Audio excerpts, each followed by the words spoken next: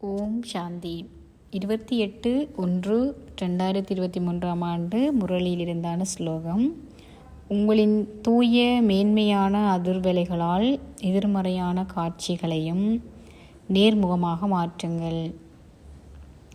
இருள் சூழ்ந்திருக்கும் போது அதன் தாக்கத்திலிருந்து எம்மை பாதுகாக்க நாம் மின் விளக்குகளை ஒளிரவிடுகின்றோம். அதே போன்று எதிர்மறையான காட்சியொன்று எம் முன் வருகின்றது. அதாவது ஏதோ ஒரு அனர்த்தம் ஒன்றை நாம் முகம் கொடுக்க வேண்டி ஏற்படுகிறது. இந்த நேரத்தில் எப்படி நாம் அதன் தாக்கத்திலிருந்து விடுபடலாம் என்று நாம் சிந்திக்க வேண்டும். உதாரணமாக, எம்மை அச்சுறுத்தும் விடயம் ஒன்று எதிர்பாராமல் நடக்கின்றது. அந்த நேரத்தில் அந்த சூழ்நிலை எம்மை எதிர்காரவாது எம்மை எப்படி நாம் பாதுகாப்பது? சூழ்நிலைகள் எல்லாம் நேர்முகமாகத்தான் வரும் என்று நாம் எண்ணக்கூடாது. எதிர்மறையான தன்மை அதிகம் இருந்தாலும் அதை வெற்றி கொள்ள வேண்டும். தற்சமயம் உலகத்தில் எதிர்மறையான காட்சிகள் நாம் அதிகம் முகம் கொடுக்க வேண்டியுள்ளது. நேர்மறை சக்தி மிக குறைவாக உள்ளது. இந்த உலகில் தூய நேர்மறையான உணர்வுகளை நாம் உருவாக்கும் போது எம்மை சூழ்ந்து காணப்படும் எதிர்மறை காட்சிகளை எம்மால் நேர்முகமாக மாற்றி அமைக்க முடியும். இதன் மூலம் அமைதி, சந்தோஷத்தை நாம் அனுபவம் செய்யக்கூடியதாக இருக்கும். அவ்வாறெனில் எப்படி நாம் எமக்குள் தூய மேன்மையான அதிர்வலைகளை அதிகரிக்கச் செய்வது? அவற்றை எவ்வாறு பராமரிப்பது? தந்தை ஒருவரே தூய நேர்மறையான அதிர்வுகளை கொண்டிருப்பதில் கடலாக திகழ்பவர். அந்த கடலானவரிடமிருந்து தொடர்பு கொண்டு அவரின் சகவாசத்தில் இருப்பதன் மூலம் எமக்குள்ளிருக்கும் எதிர்மறையான சக்திகளை இல்லாமல் செய்து தூய நேர்முகமான அதிர்வலைகளை எமக்குள் அதிகரிக்க முடியும். நடைமுறையில் எம்மால் சதா தூய நேர்முகமான அதிர்வுகளை பேண முடியாமல் இருக்கின்றது. ஏனென்றால் சரீர உணர்வின் ஆதிக்கம் அதிகமாக உள்ளது. ஆத்ம உணர்வு பார்வை குறைவாக இருக்கின்றது. நபரொருவர் தன்னைத்தான் ஒரு ஆத்மாவாக அவர் தன்னை உணர்கின்றாரோ அவரினால் தான் ஏனையவர்களையும் ஆத்மாக்களாக பார்க்க முடியும். இதற்கு தன்னைத்தான் ஒரு ஆத்மாவாக உணரும் பயிற்சி அவசியம். காரியங்களை செய்யும் போதும் ஆத்ம உணர்வு பார்வை அதிகரிக்க வேண்டும். தூய மேன்மையான அதிர்வுகளின் சக்தியை எமக்குள் நிரப்பிக் கொள்வதற்கு சதா பாபாவின் நினைவில் இருக்க வேண்டும். இதை செய்வதற்கு ஒருமுகப்படுத்தும் சக்தியை நாம் விருத்தி செய்ய வேண்டும். எதிர்மறையான விடயங்களை நேர்முகமாக மாற்றுவதற்கு ஞான யோக சக்தியின் பலம் அவசியம். ஏனென்றால் எதிர்மறை விடயங்களின் ஆதிக்கம் பலமாக இருக்கின்றது.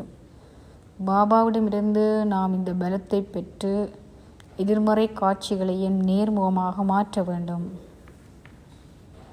எந்தவித வீணான எதிர்மறையான எண்ணங்களை நாம் உருவாக்காமல் இருக்கும் போதே எமக்குள் தூய மேன்மையான அதிர்வுகளின் சக்தியை விருத்தி செய்து கொள்ள முடியும். எதிர்மறை விடயங்களை நேர்முகமாக மாற்றுவதற்கு காலம் எடுக்குமாயின்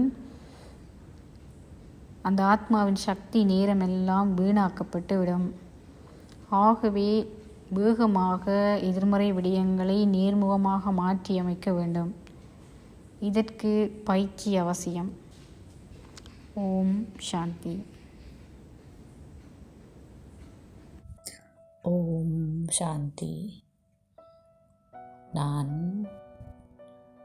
புள்ளி வடிவ ஆத்மாவாக பரந்த மத்திலே சென்று பரமாத்மாவுடன் மிகவும் அருகாமையில் அமர்ந்து கொள்கின்றேன். அவரிடமிருந்து அன்பும் அமைதியும் சக்திகளும் என்னை நிறைக்கின்றன. நான் அந்த அன்பினாலும் சக்தியினாலும் நிறைந்து கொள்கின்றேன்.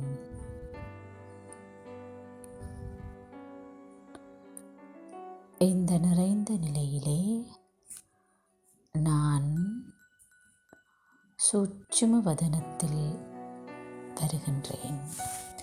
சூட்சும வதனத்தில் தேவதை போன்று ஒளியாலான ஆடை தரித்து பிரம்ம பாபாவின் அருகில் அவருடன் கூடவே உலகத்தில் இருக்கும் அனைவருக்கும் நல்ல உணர்வுகளையும் தூய ஆசைகளையும் கொடுத்து கொண்டிருக்கின்றேன்.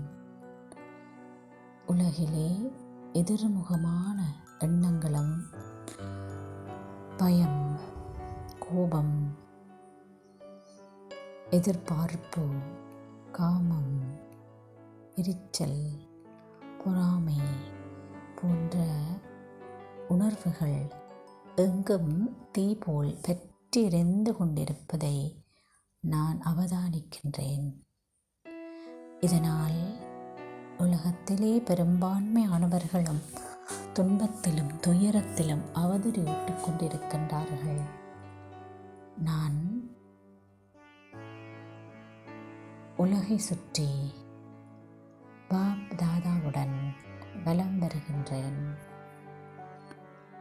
நான் சுற்றி வருகின்ற இடமெல்லாம்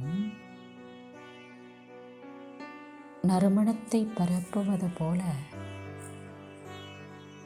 குளிர்மையான நீரை தெளிப்பது போன்ற தூய ஆசைகள், நல்ல உணர்வுகள் அனைவரையும் சென்றடைய செய்கின்றேன்.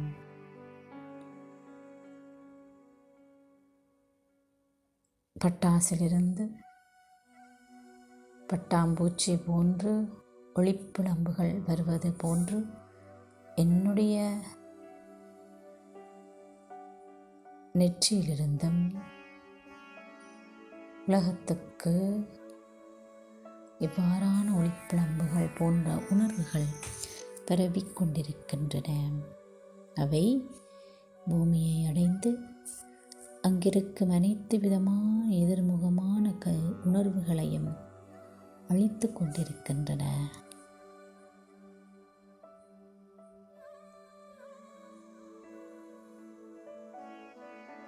இது புராணக் கதைகளிலே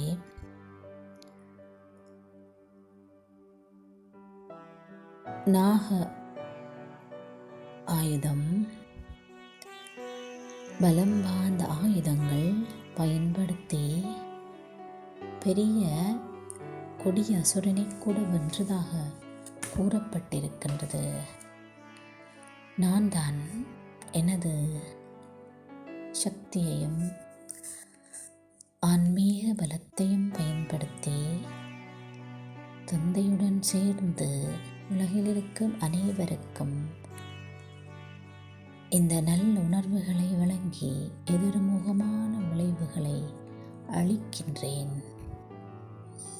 உலகினை உய்விக்க அவதாரம் எடுத்திருக்கும் நான் இந்த எதிர்முகமான விளைவுகளிலிருந்து உலகை விடுவித்துக் கொள்கின்றேன்.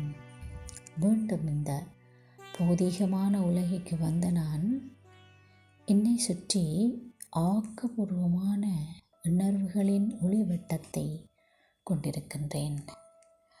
அந்த ஆக்கப்பூர்வமான உணர்வுகளின் ஒளிவட்டமானது வெளி உலகத்திலிருந்து வரும் எதிர்முகமான உணர்வுகள் அனைத்தையும் அப்பாலே தள்ளிவிடுகின்றது. இந்த ஒளிவட்டம் என்னுடைய பாதுகாப்பு கவசமாக இருப்பதை நான் உணர்கிறேன். எல்லா எதிர்முகமான உணர்வுகளும் எவரிடமிருந்து வந்ததோ அல்லது எங்கிருந்து வந்ததோ அங்கே மீண்டும் திரும்பிச் செல்வதை என்னால் உணரக்கூடியதாக இருக்கின்றது. என்னை சுற்றி பாபாவின் கதிர்களும் பாப்தாதாவின் குடை நிழலும் பாதுகாப்பை அளித்து கொண்டிருக்கின்றது.